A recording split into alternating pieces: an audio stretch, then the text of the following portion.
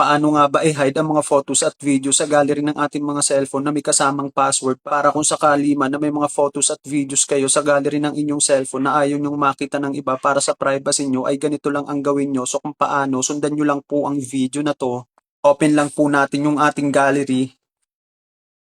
At dito, hanapin lang po natin yung ating picture o video na kung saan gusto nating i-hide. I-select lang po natin.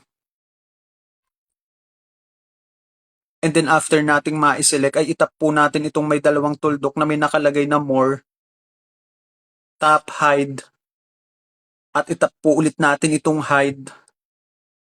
Automatic po ay ma-hide na po yan. After nyan, i-back na po natin. Para malagyan naman po natin ng password ay itap lang po natin itong dalawang tuldok dito sa right upper side. Tap settings.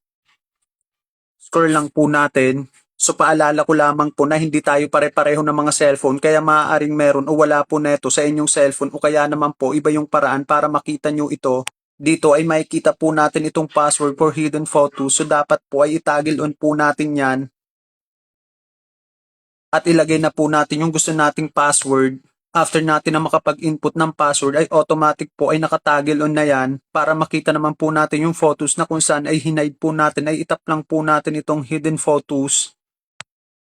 At i-input lang po natin yung ginawa nating password. And then automatic po ay dito na natin makikita yung mga hinide natin na photos. At sa ganitong paraan kung sakali man na may mga photos at videos tayo na ayaw nating makita ng iba para sa ating privacy ay ganito lang po ang gawin nyo. So that's it guys. So sana may natutunan, follow and share.